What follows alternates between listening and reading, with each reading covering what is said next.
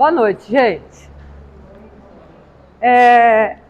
O tema é meio pesado, mas eu vou falar para vocês que eu trouxe o lado bom dele, para que a gente possa entender, para que a gente possa continuar, as nossas vibrações e o nosso trabalho em relação a tudo que aconteceu, de certa forma, nesse terremoto tão grande que afetou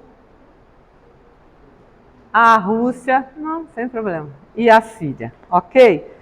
Esse assunto, na verdade, abalou a Turquia e a Síria, desculpa, não a Rússia, não tem nada a ver com a Rússia, eu que estou russa hoje.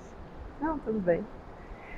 E ele teve uma enorme repercussão no mundo inteiro, né?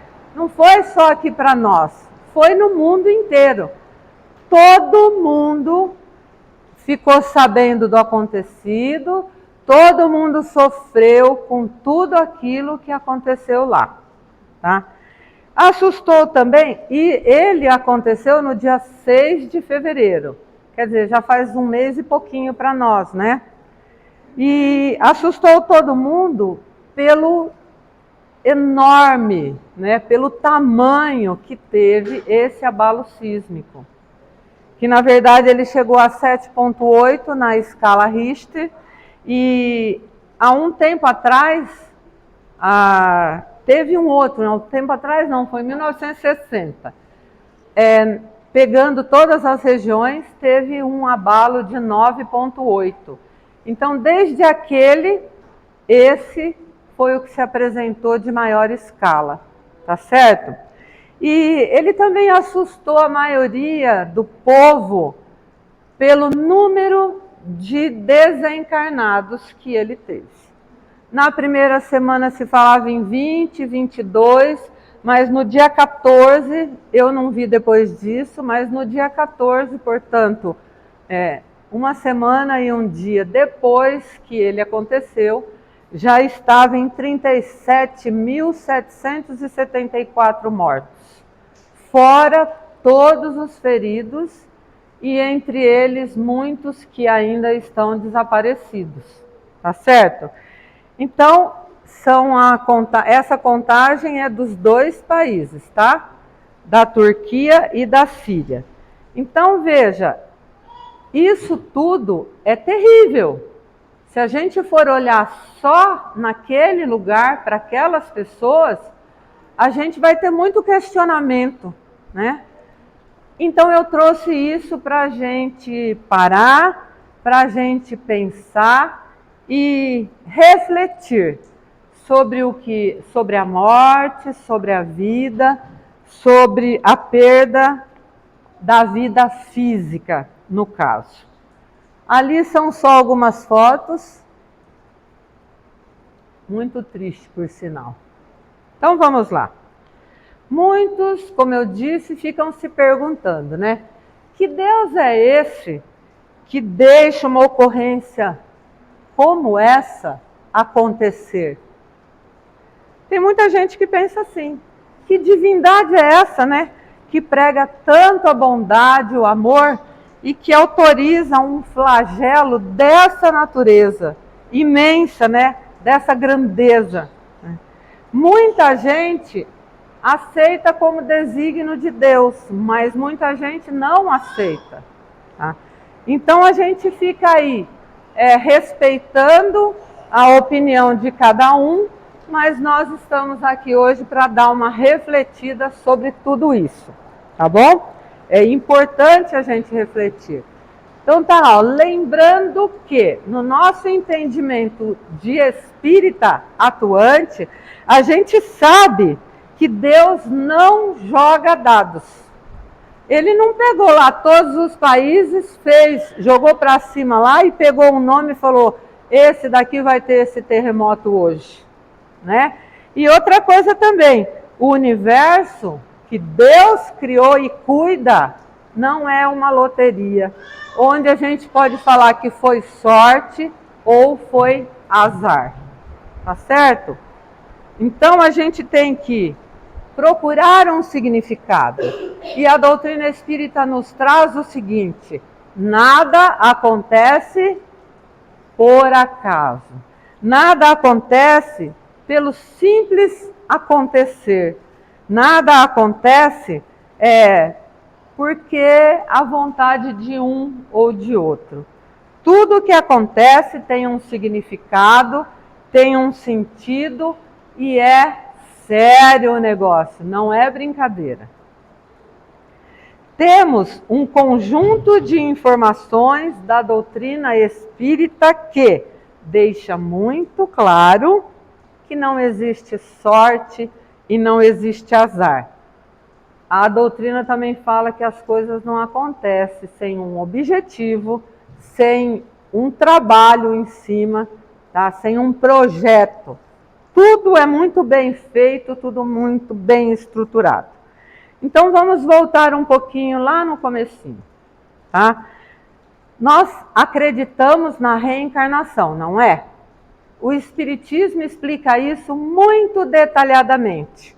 O porquê que ela é a base para os nossos entendimentos. A gente sabe que não vive só uma encarnação, porque senão Deus não ia ser um ser justo, né? E não ia existir justiça dentro das coisas que ele fizesse. Porque ela nasce rica, ela nasce pobre, ela nasce doente, ela nasce... Se fosse uma encarnação só, nasceríamos todos iguais, com um número na testa só. Certo? A gente ia viver uma encarnação, morreu, acabou, não guarda nada, né? A gente sabe que não é assim. A doutrina espírita explica para a gente muito detalhadamente que nós estamos aqui para aprendermos a utilizarmos das ferramentas que Deus nos oferece quando a gente vem para cá. E somos diferentes porque estamos em grau diferente de aprendizado, de progresso, de evolução. Ah, mas um é mais evoluído que o outro? Eu posso dizer para vocês que nós estamos no mesmo degrau da escada. A diferença está que um aprendeu uma coisa mais do que outro, um experimentou uma coisa mais do que outro, e nós estamos aqui nos reunindo para que a gente possa melhorar o entendimento disso, da utilização das ferramentas que Deus nos ofereceu. Se a gente conseguir usar essas ferramentas da melhor forma, para o bem, com certeza a gente vai angariar aí fundos para que a gente atinja o objetivo maior que fez com que a gente encarnasse aqui. Certo? Tudo bem até aí? Ó, vamos combinar uma coisa? Tem bastante dados aqui. Então, se alguém quiser perguntar alguma coisa, pergunta na hora, porque senão depois passa e a gente perde o fio. Combinado? Vamos falar um pouquinho da escolha das nossas provas. Tá? No Livro dos Espíritos, na questão 258, está escrito lá: no estado errante, eu vou dar uma paradinha aí. Muita gente acha que errante é uma coisa ruim, que errante significa uma coisa do mal, e na verdade não é. Errante é o espírito que não está encarnado e que está em processo de evolução, tá? Durante o intervalo de uma encarnação para outra. Quando eu desencarno e volto para o plano espiritual e sou lá induzido a relembrar as coisas que eu equivocadamente errei, né? Eu estou me preparando para um futuro reencarne. Esse período que eu fico nessa preparação, a gente chama de erraticidade. Então, o espírito que está lá se preparando, tomando consciência do que ele fez, do que ele errou, aprendendo para ele poder ter uma nova encarnação, uma nova experiência aqui, ele é considerado um espírito errante, mas porque ele está na erraticidade. erraticidade não é um lugar, tá? Eu não posso chegar para vocês e falar assim, olha, você vai para a erraticidade, é ali, ó. Porque não é. Erraticidade é um estado, depende de você. Às vezes eu estou na erraticidade sendo amparado num hospital no plano espiritual. Às vezes eu estou na erraticidade dentro de uma escola ou dentro de uma colônia espiritual ou até mesmo dentro do umbral ou de zonas um pouco piores. Então, erraticidade não é um lugar, é um estado do que o meu espírito está, tá certo? Errante, então, é o espírito que está nesse espaço de tempo se preparando para uma nova encarnação. Então, voltemos lá à pergunta.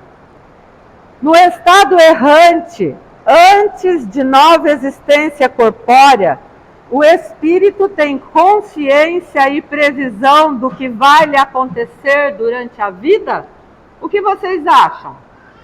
Eu já falei isso aqui em outras ocasiões, que quando nós estamos preparando a nossa vinda para uma nova experiência na Terra, nós participamos das escolhas dos momentos que a gente vai passar aqui.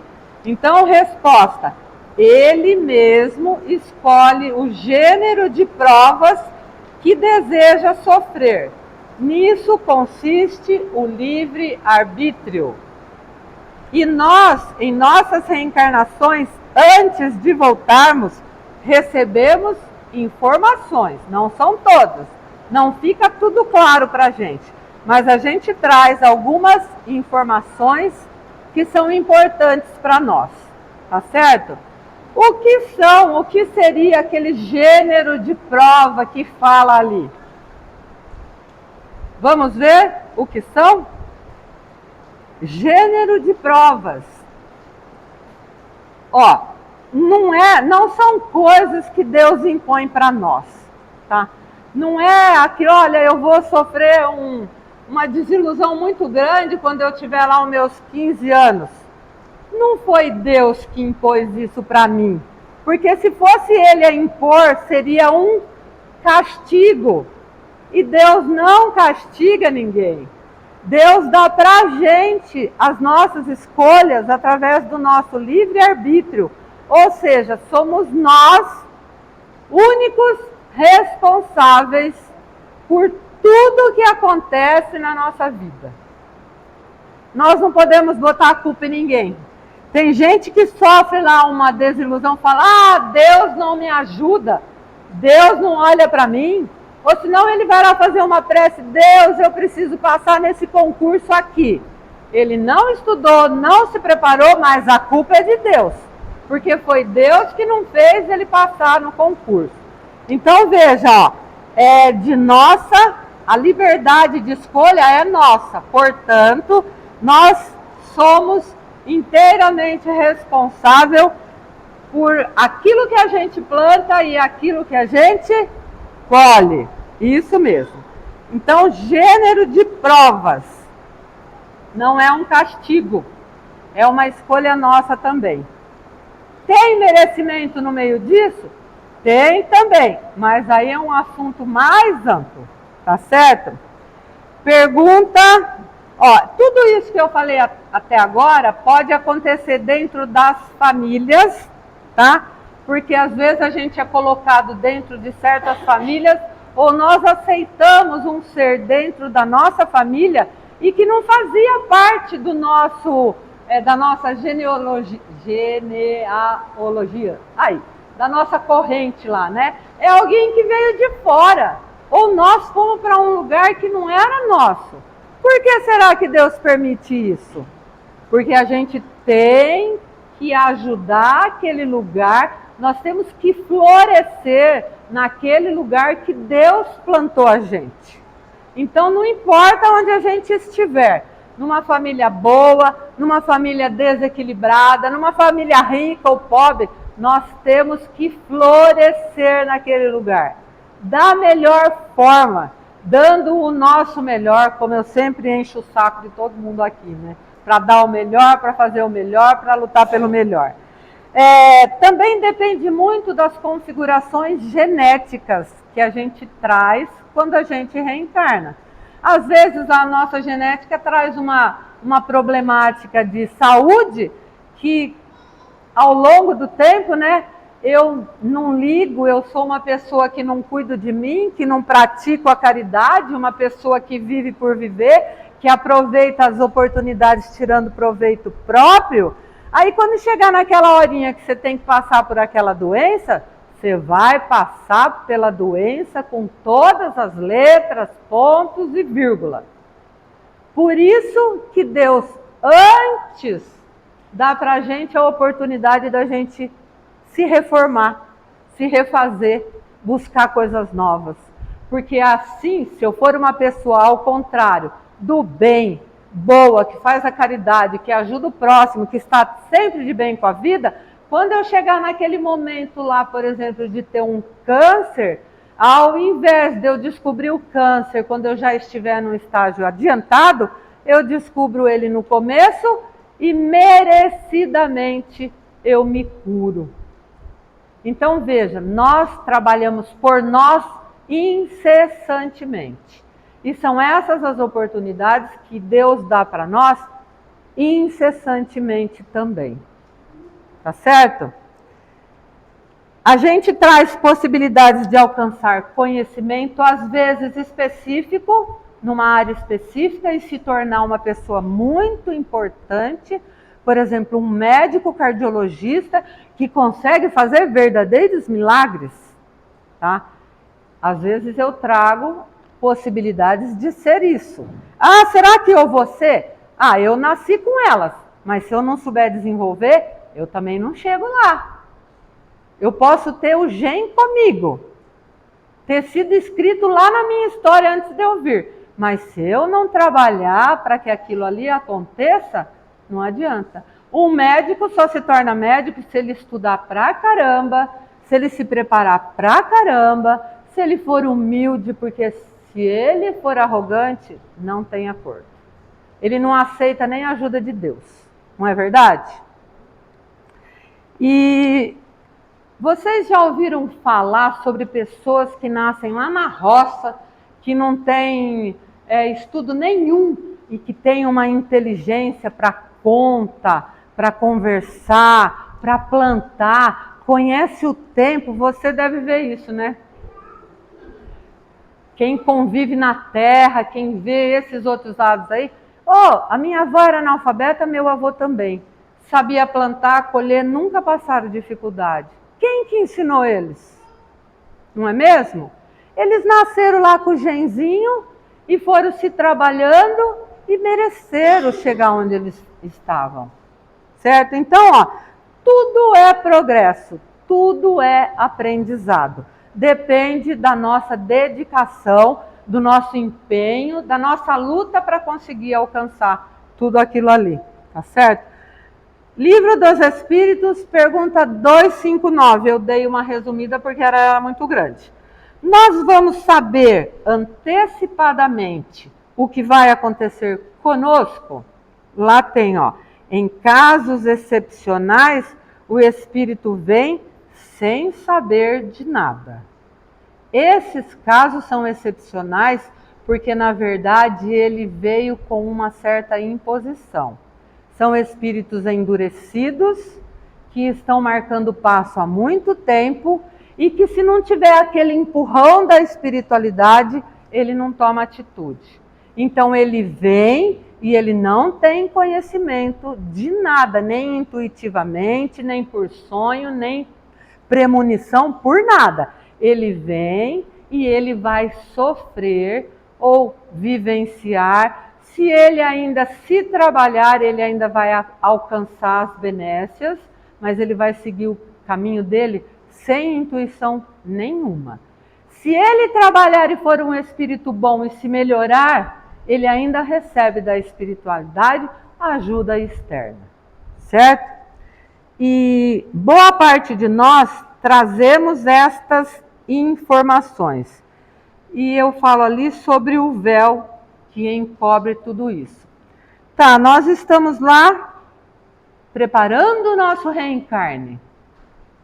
Antes de eu estar preparada para fazer isso, eu descobri as coisas que eu fiz. Eu descobri os equívocos que eu causei mal para muitas pessoas, porque Divaldo fala que dos 100% que a gente vem aqui para resgatar, a gente resgata 1% só, gente. E é assim mesmo. E o Chico, os espíritos mais elevados que a gente conhece, Raul Teixeira, Haroldo Dutra Dias, são espíritos que têm muito conhecimento, mas que também aproveitam 1%. Sabe por quê? Porque eles vêm com uma carga muito maior do que a nossa. Então, quanto mais a gente se dedicar e trabalhar, se a gente conseguir fazer esse 1% ser integral, a gente já anda bastante para frente.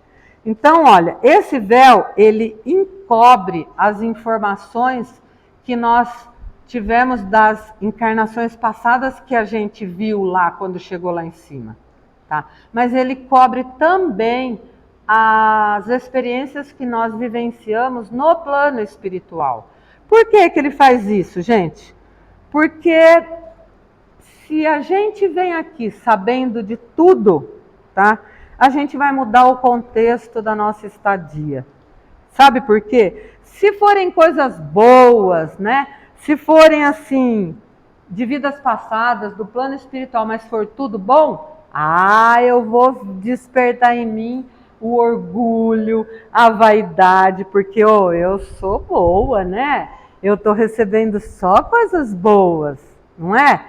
E se for o oposto, eu descobrir que eu tenho muito mais débitos horríveis do que coisa boa, eu posso despertar em mim o ódio. Então, por isso que a gente vem sem lembrar de nada. As poucas lembranças que nós temos nas horas permitidas por Deus, vamos dizer assim, elas vêm intuitivamente. Vem como se um espírito de luz soprasse em nossos ouvidos. Se nós estivermos preparadas, nós vamos ouvir. Se nós não estivermos, ele vai assoprar, soprar, soprar e a gente não vai conseguir chegar a lugar nenhum. O que acontece com essas informações que a gente traz e que ficam lá esquecidas, que ficam cobertas por esse véu? Todas elas dizem respeito só a nós, tá? Eu não trago informação da Camila, nem da Cris, nem de ninguém. Eu trago só a minha, porque eu sou responsável por mim, tá? Eu busco o meu entendimento, a minha evolução, o meu progresso. Eu posso ajudar ela? Com toda certeza. E eu adoro essas meninas aqui, eu ajudo mesmo. Mas eu não posso interferir em nada na vida delas. Nada. Eu tenho que ajudar, fazer oração, mas interferir jamais. Nós não podemos pegar uma família que é muito carente e trazer ela para dentro da sua casa. Você pode ajudar ela, mas lá na casa dela. Por quê? Porque são eles que têm que passar por aquela situação, não sou eu. Se eu trazer para cá, eu desfavoreço a minha família e a dela também. Porque daí ela pode ficar acomodada, não vai querer mais, né, sair para trabalhar nem nada. Então, eu posso ajudar? Sim, mas lá na casa dela e eu aqui na minha. Não posso fazer nada além daquilo que eles necessitam, tá certo? E que eu posso também. Então, o que acontece com essas informações? Elas ficam estocadas nas profundezas do nosso ser. Até quando? Alguém sabe? Até quando que essas informações que a gente traz, quem traz, né, vai ficar lá estocada? Oi? Não, até o momento possível e propício para eu utilizar. Por exemplo, eu vou pegar um avião porque eu quero pegar um avião, porque eu quero ir viajar. De repente você faz tudo, e você perde o horário do voo e o voo vai e você fica. Em algumas vezes o avião cai e você entende por que você não pegou o avião, né? Mas muitas outras coisas podem acontecer. Mas aquele provavelmente não era o momento de acontecer aquilo com você. Então você, pela intuição que já estava lá no seu subconsciente, recebeu a autorização do plano maior para que interferisse na sua atitude. É assim que acontece. As informações que nós trazemos, autorizadas pela espiritualidade maior e que ficam guardadas lá, né, no nosso subconsciente com o véu do esquecimento, elas são relembradas, elas são avivadas no momento adequado que é propício para que aquilo aconteça, tá certo? Aquelas pessoas que não trazem isso, elas não vão ter esse momento, só se elas trabalharem antes e merecerem, como eu disse para vocês. Tá? Normalmente, sempre acontece de forma paulatina e selecionada. Não é porque o meu amigo, o meu ouvido está aberto, o meu amigo vem e sopra tudo para mim. Ó, vai acontecer isso quando você fizer 10 anos, isso quando você fizer 15, esse 20. Não é assim. Vai acontecer no momento propício e ela vai vir paulatinamente e selecionada. E, olha o detalhe, nós participamos dessa seleção. É aqui que a gente entra, é aqui que a gente escolhe, tá? As provas, as missões que a gente tem e qual a forma que a gente vai fazer de resgate de tudo isso. Então a gente jamais pode falar, jamais, que algo é absolutamente surpreendente para a gente. Porque lá no fundo a gente sabia da possibilidade. Lá no fundo isso já fazia parte da gente, certo? Porque às vezes a gente está caminhando e a gente vai andando e o problema vai se resolvendo e você vai falando, nossa, parece que isso já fazia parte da minha vida. Conhece uma pessoa falando, nossa, mas eu acho que eu já te conheço. Ou seja, essa é a explicação para tudo isso, certo? Alguma dúvida? Alguém quer perguntar alguma coisa? O mais importante disso tudo é que a gente sabe que, né, a gente tem conhecimento de causa. A gente não está aqui de alegre nem de bobo. A gente traz tudo, não lembra de tudo, mas na hora certa isso vem. Gêneros de morte, que está lá. Fala aí, causas naturais. Todo mundo sabe que falência dos órgãos, né, extinção da força física é a forma natural de você ir embora. Quando você já tem idade avançada, seus órgãos já estão cansados, quando você já fez tudo o que você tinha para fazer aqui e chega a hora de você voltar para casa. Porque aqui não é a nossa casa. Aqui a gente está para aprender a usar as ferramentas, como eu disse ainda há pouco. A nossa casa é lá nas esferas superiores, porque é lá que a gente aprende. Aqui a gente vem usar as ferramentas para comprovar para nós mesmos que a gente aprendeu. Depois tem lá homicídio, acidentes de trânsito, uso de substâncias em excesso, que não é só droga, bebida, cigarro. Comida em excesso faz mal, certo? Um atleta que ultrapassa todos os seus limites para ficar mais forte, mas não sei o quê, também não é normal. Sexo em excesso não é normal. Água em excesso faz muito mal. Então as coisas todas elas têm as suas medidas e a gente deve prestar bastante atenção nisso. Porque o restante que eu falei, tirando mortes naturais, são desencarnes precoces. Quem mexe com droga morre mais cedo, quem corre demais, tem problema no coração, morre mais cedo, quem come demais, fica obeso, estoura, morre mais cedo. Então são desencarnes precoces.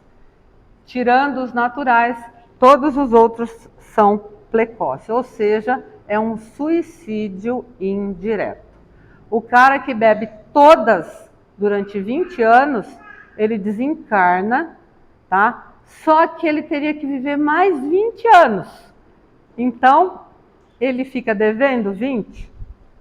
Provavelmente ele fica num umbral mais 20 anos até ele tomar consciência de que ele não devia ter feito aquilo. Porque quando você desencarna com um vício, primeiro você tem que se desvencilhar do vício para depois você conseguir sair daquele padrão vibratório que você está, certo? Então, a gente tem que lembrar também que suicídio não faz parte de nenhum planejamento, de nenhum nós. Deus não ia criar a gente, tá? Promover para a gente toda essa beleza desse mundo aí, para a gente ir lá e se matar. Como eu disse ainda há pouco, a nossa casa é lá, o nosso espírito é imortal. Essa carcaça que a gente usa aqui é emprestado, não é nosso. Então nós não temos o direito de tirar a vida dessa carcaça, desse corpo. É só Deus que pode fazer isso. É só Deus. Ah, mas ele pode vir aqui e tirar a sua vida antes do prazo que você teria? Pode. Por que não? Se ele te dá 20 anos de vida, com 10 anos começa a matar, a roubar, né? Fazer só o mal. 10 anos, ainda falta 10 anos. Se Deus permitir que ela continue fazendo as mesmas coisas, ela vai angariar muito mais débito do que os que ela trouxe aqui para resgatar. Então Deus pode ceifar, deixar, tirar ela, tá? E levar para preparar ela para ela voltar numa próxima ocasião. Ah, de repente eu engravidei. Quando estava lá com 4 meses, a gente não sabe, mas o feto sente tudo, vê tudo, o espírito, né, dele.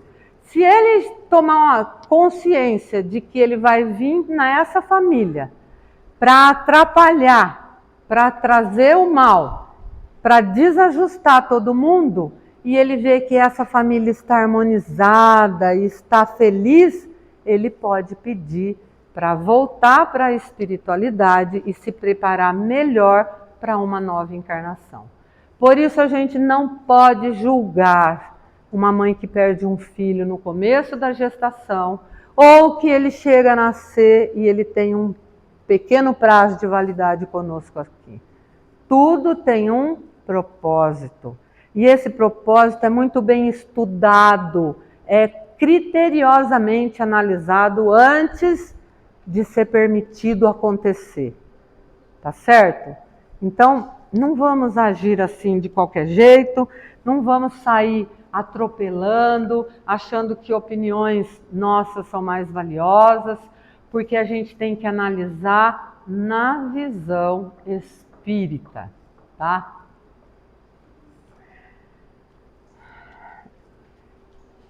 E nos casos do desastre natural. Agora que a gente vai entrar mais afinco, vamos falar assim, na problemática dos terremotos, tá certo? Nos casos de desastres naturais, aqueles que têm muitos óbitos, que muitas pessoas desencarnam, perdem tudo, aqueles que famílias são dilaceradas, né? Vive um, morre 4. Nós vamos falar desses desastres naturais, que são causados por enchentes, deslizamento de terra, nevasca, seca, terremoto tsunami, essas coisas assim, né? O contexto dele que traz uma boa reflexão para nós é o seguinte: nós não sabemos as coisas que vão acontecer com esses casos. A gente não sabe quando é que o terremoto vai acontecer, tá certo? Às vezes a gente tem uma informação chave. Às vezes eu estava para ir passear lá, bem lá onde aconteceu o terremoto. E eu perco o avião, como eu falei ainda há pouco. A minha intuição pediu para eu não estar lá naquele momento. Mas eu soube de história neste terremoto? Pois não. Sim, para Mariana, né?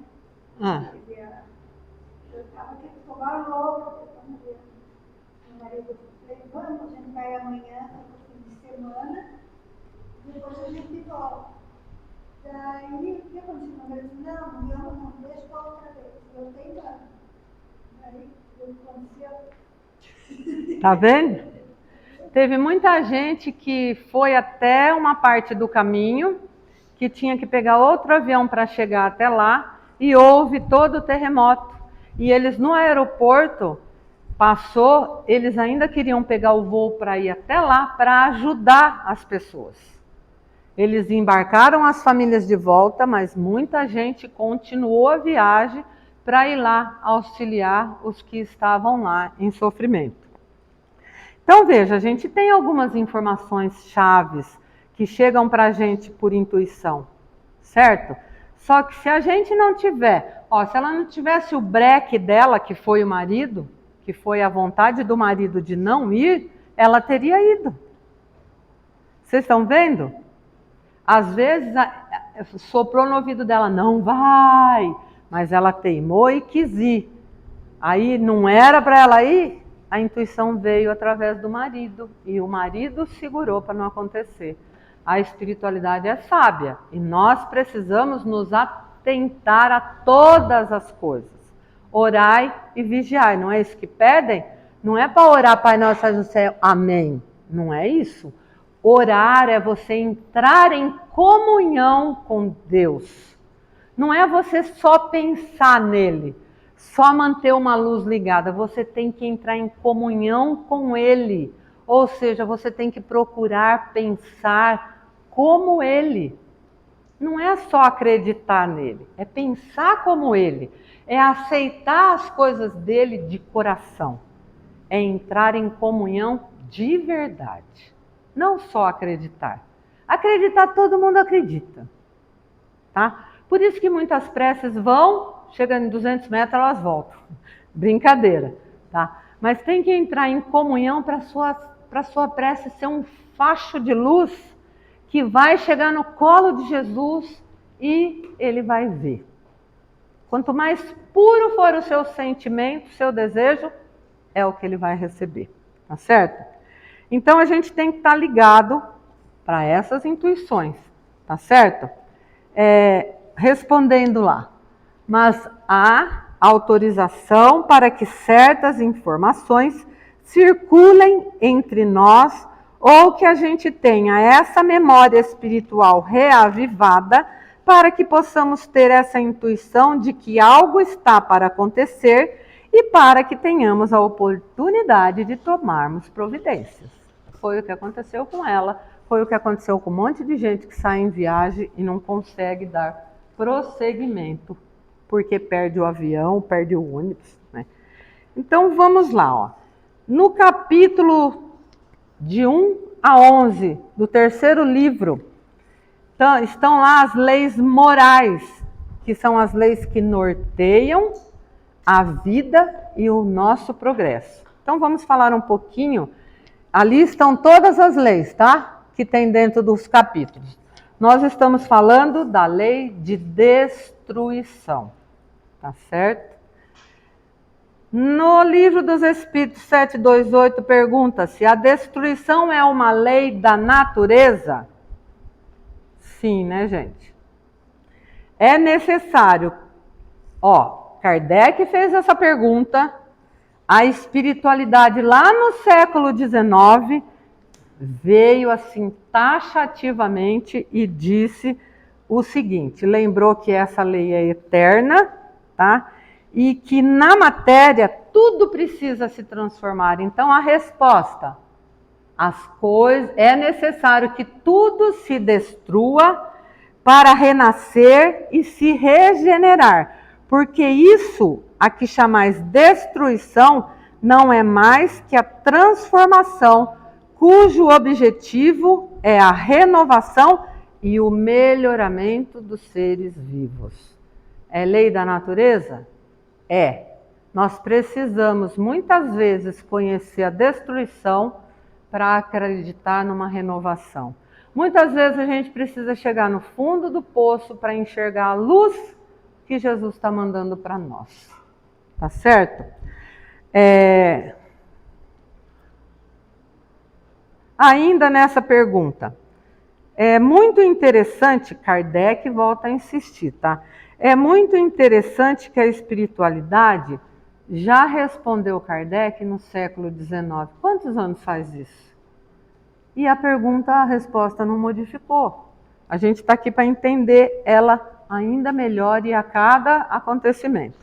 As coisas sempre se transformam, nossas células estão em constante renovação, até mesmo após a morte do nosso corpo físico.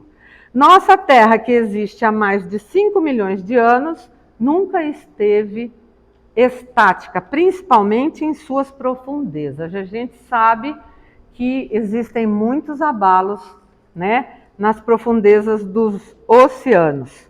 E, infelizmente, há milhões, aproximadamente 8 milhões, né, de pessoas encarnadas na Terra. Boa parte dessas pessoas vivem em zonas que são suscetíveis, em áreas que são suscetíveis a terremotos, a tsunamis, né, a enchentes. 3 delas eu trouxe para vocês, que é Portugal, o Japão e a Califórnia.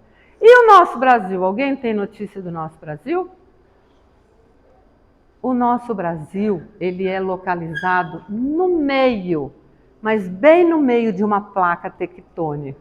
Então ele não sofre abalos dessa natureza, porque os abalos ocorrem nas beiradas só. Então o Brasil é meio que coração do mundo, a pátria do Evangelho, né? Ele está num lugar mais seguro, tem todas as possibilidades de receber todos os tipos de espíritos e auxiliar todos eles. Aqui não se tem pena de morte, não se tem prisão perpétua. Aqui até aquele que não merece tem muitas e muitas oportunidades para ele se reajustar. Então eu particularmente acredito que muitos espíritos que estão encarnados aqui, que passam por essa dificuldade de roubo, de assassino, de droga, de política, desses lá, são espíritos que estão tendo as suas últimas oportunidades de acordar para o que realmente Deus pediu para eles. Então o Brasil é o coração do mundo e é a pátria do Evangelho. Bom, 729, se a lei da destruição é necessária para a regeneração dos seres, por que a natureza os cerca de meios de preservação e conservação? Deus colocou lá naquela lista, né? Tinha lá a lei da destruição, mas também tinha da preservação, do amor ao próximo, né? Da conservação. Por que Deus coloca da destruição, né? Tendo que tenha essas outras pelo menos? Para evitar a destruição antes do necessário, tá certo? Tudo tem o seu propósito. Lembra que eu falei? Toda destruição antecipada, ela entrava de verdade o desenvolvimento do princípio inteligente. Então, toda coisa que acontece fora da sua hora atrapalha o desenvolvimento daquela pessoa, do uso que ela faria do seu princípio inteligente. Agora, tem aquela outra destruição, né, que não está dentro da lei da destruição do Evangelho. Não é aquela lei natural da destruição, é a lei natural causada pelo homem.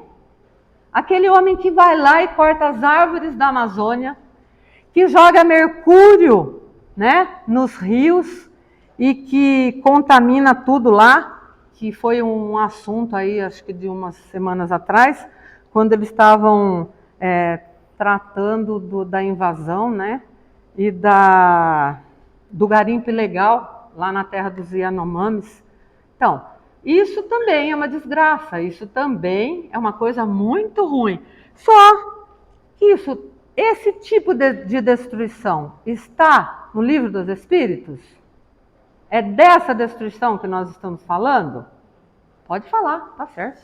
Não, não é, porque essa não é natural. Essa foi causada pelo homem. E o homem, quando ele resolveu tomar essa atitude, usar dessa forma o seu livre-arbítrio, o que ele fez? Ele teve uma escolha muito infeliz, tá? Tão infeliz que comprometeu o desenvolvimento da qualidade de vida da Terra. Olha a responsabilidade que vai ficar por conta dessas pessoas que, estragaram a nossa Amazônia. Jesus, quando ele esteve aqui, usou essa expressão, Deus Pai, e ensinou para a gente uma única prece, que era o Pai Nosso. Ele traz para a gente a visão de um Pai amoroso. Tá? Ele trouxe para a gente a visão de que o Pai nos ama infinitamente.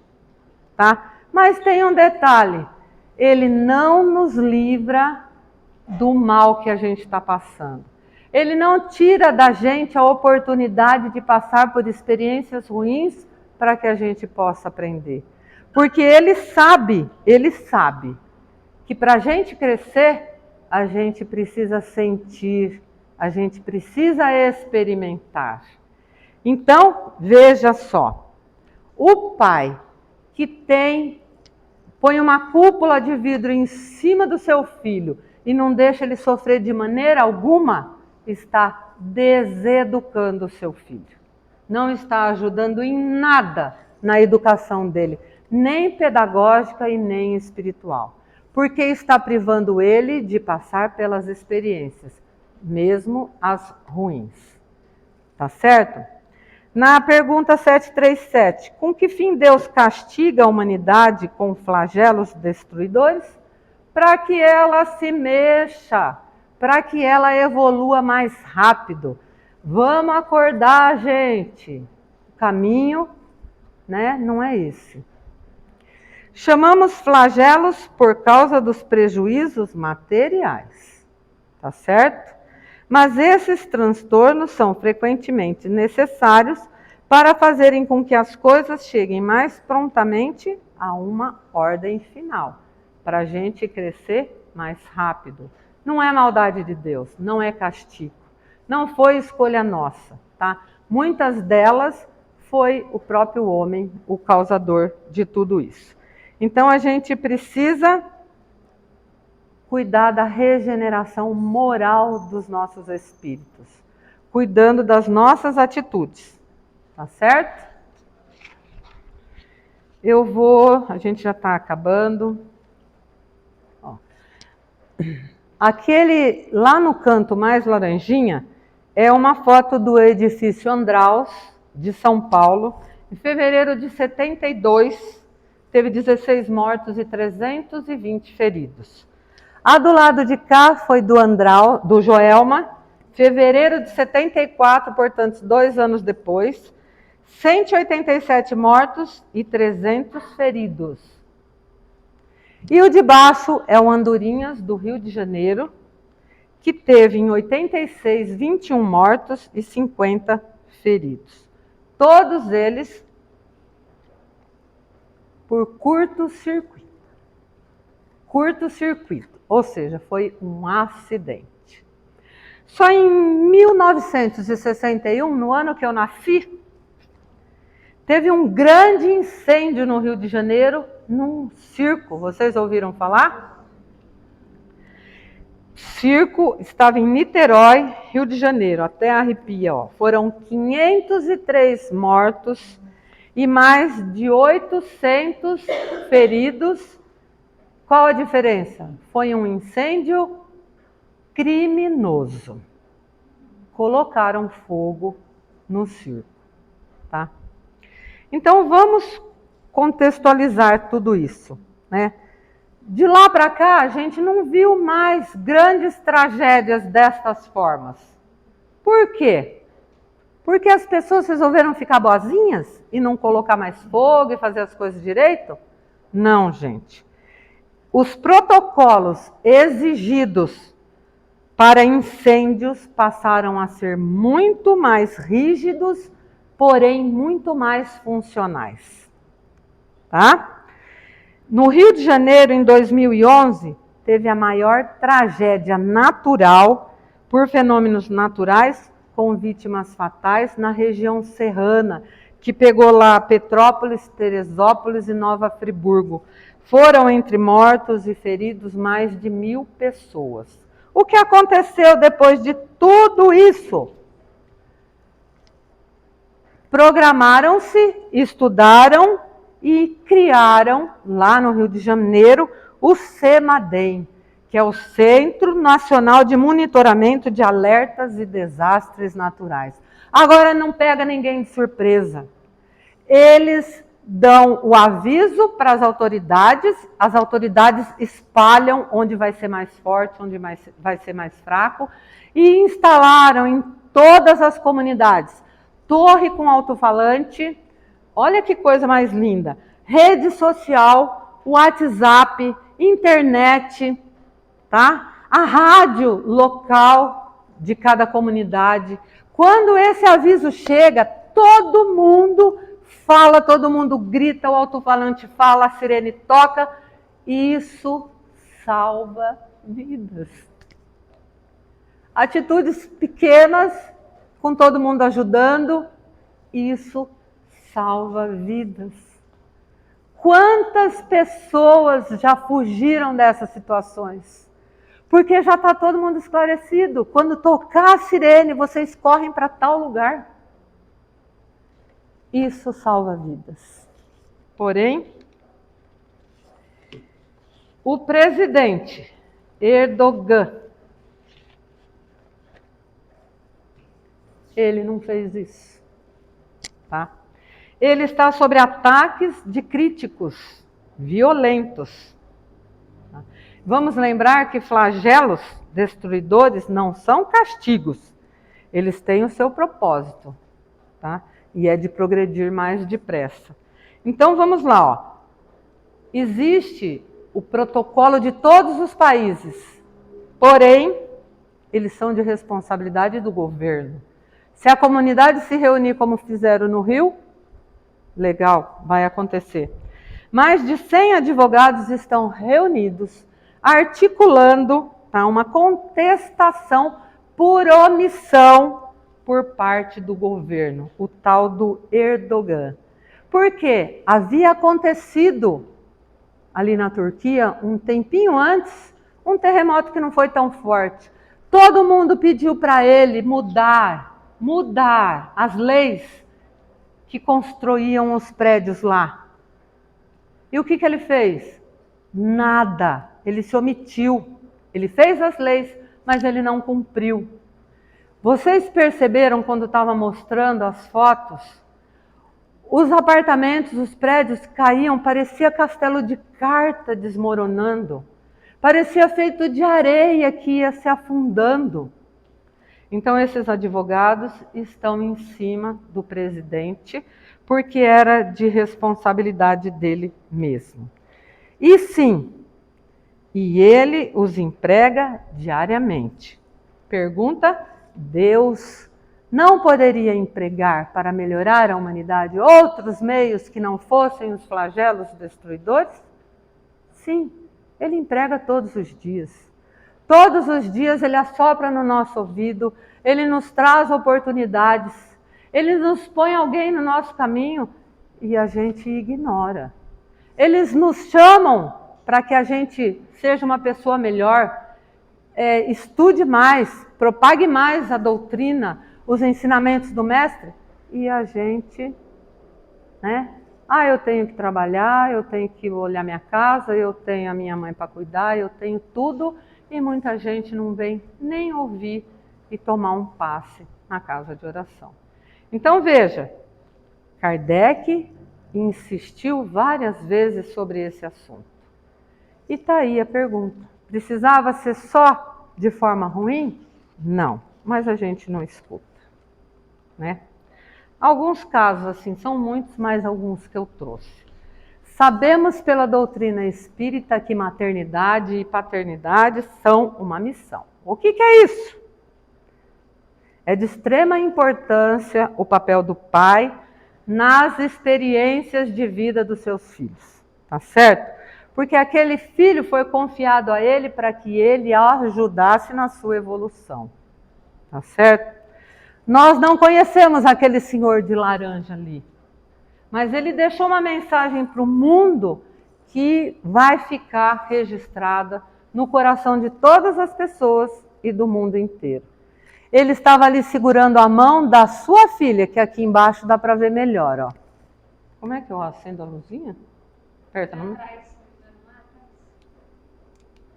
Ó, aqui ele está segurando a mão da filha dele, que está soterrada há 24 horas, porque o resgate demorou 24 horas para ser acionado. Daquele tal do Ergodan lá. Ou seja, ele negligenciou as leis e ainda os protocolos de ajuda. A mensagem que esse pai deixou, a gente não conhece esse homem, não sabe nem do que se trata ele. Mas a mensagem que ele deixou, não abandonem os seus filhos em hipótese nenhuma, em circunstância nenhuma.